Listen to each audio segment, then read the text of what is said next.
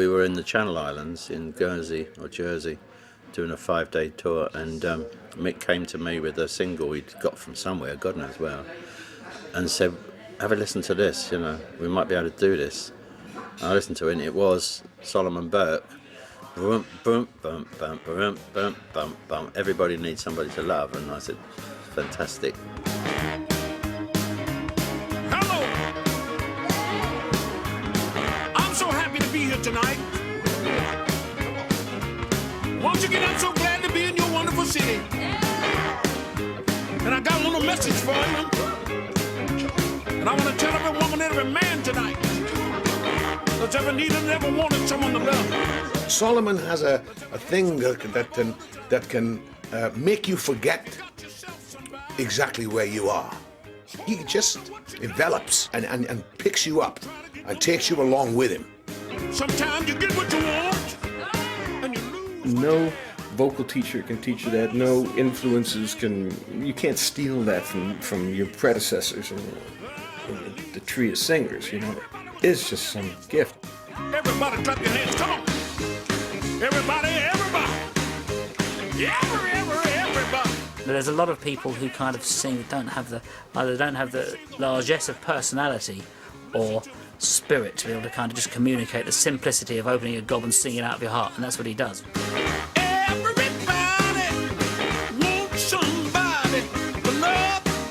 Here is someone who has created some of the greatest music in the 20th century or into the 21st century.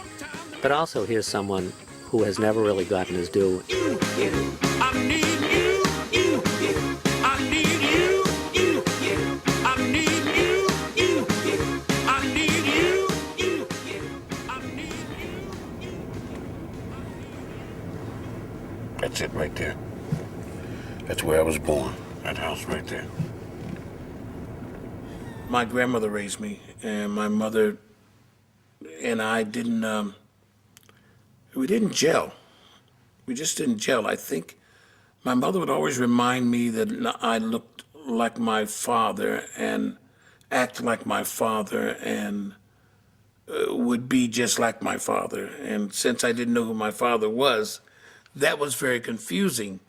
I believe our grandmother was the strongest influence on our life, because in that time, she was the matriarch. His grandmother was a spiritual prophet. She could see things before it happened. Solomon's grandmother foretold that he would become a great man, that he would be very wealthy, that he would have many things in his life, but there would be hard times that he would have to go through. My grandmother suggested giving me my Christmas present 2 weeks prior to Christmas. She had all of our Christmas toys and everything prepared for us. She said, look under the bed. I have a present for his grandmother. And he reached under and pulled out this guitar. She said, that's for you. And so around the house, I'm playing my Stella guitar. And then a song came to me, Christmas Presents from Heaven. And I couldn't get the other words together. I just kept saying, Christmas presents from heaven. Oh, what a gift it will be. My grandmother says, I like that. Keep working on it. It'll come to you. Just don't stop. And then one night, I was singing it to her, and she says, okay, now when I get to heaven, child, there's one thing I want to do. Put on my shiny robe, my golden shoes, spread God's heavenly news. Give out all the gifts that he has around to the lame, the poor, needed ones. Christmas presents from heaven will be so much fun. She said, let's write that. Christmas presents from heaven, Lord. Unfortunately, my grandmother passed on December the 19th, which we celebrate every year as our special holy day and special feast day and the lighting of the tree and all those different things that we do. Tell me everything will be Christmas time, and every night, Christmas Eve, Christmas presents from heaven. Oh, what a gift it will be. He always sang, and most of the people in in Mount Vernon Street were entertainers. So he just did what come naturally. Growing up there in Mount Vernon Street was, now if you look back on it, not a fairy tale, but it's something that when you're that small, the street is gigantic and huge. And when you would walk from 39th and Mount Vernon, it was considered the bottom, where it was real bad, and cross over to where we were, 42nd, you had to fight your way back and forth. Should be a school down here. Called Morton McMichael School. This was my elementary school I went to. And I met him at a high school, junior high school, and he walked in with a wooden guitar, and he was singing a song, Hot Nuts, Cold Nuts, Get 'em from the Peanut Man. My Uncle Charlie and my dad played the guitar. And of course, children like to mimic what they see. Stop right here. See what says lunch and dinner? That's where I had my job as a chef when I was 8 years old. I told him I was a midget. Suck at his pants to show you where I had my first business. Washing cars and 99-cent car wash. Well, my brother always had a head for business, and he would say, when he saw the people coming out of the grocery store or coming for shopping, he would say to the old man, he says, look, we can make 50 cents. And the old man would say, well, how do we make 50 cents? He said, you have a car, charge her 50 cents to take her groceries and bags and things, and you keep a quarter and I keep a quarter. And right over here on that corner is where I sold newspapers. This is where all the trolleys came back and forth. And over in that corner is where I sold Christmas trees.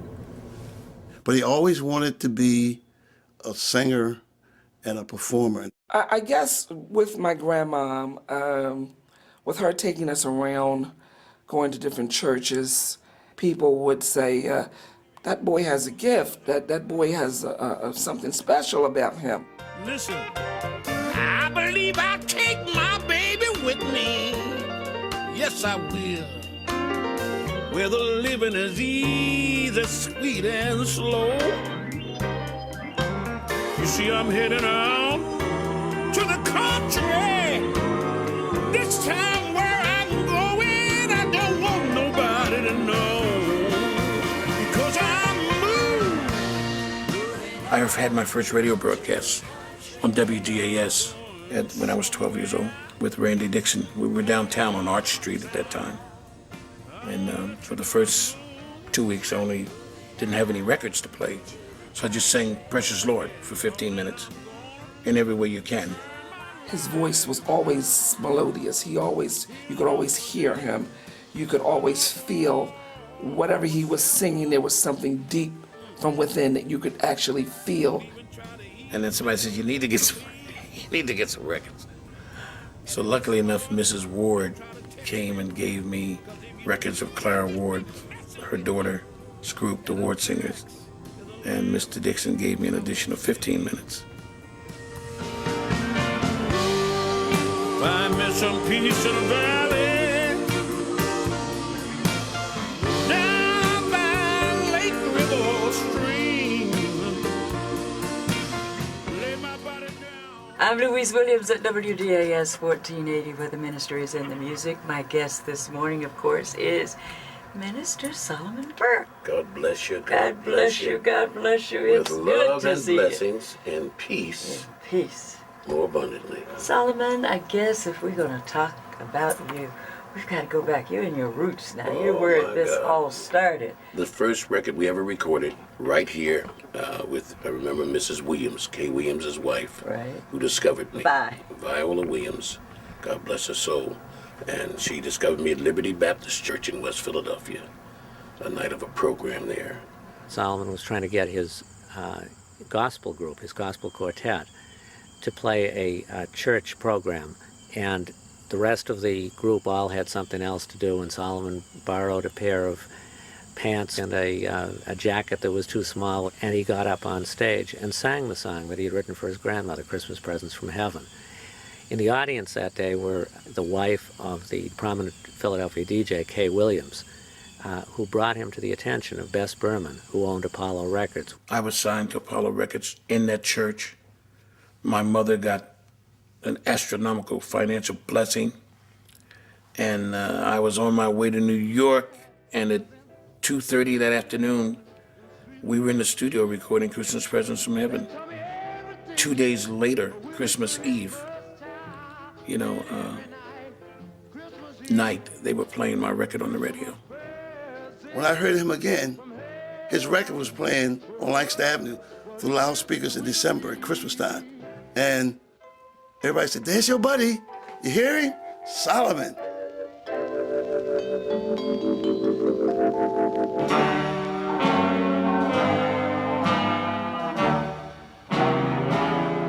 He knows the answer to my cares.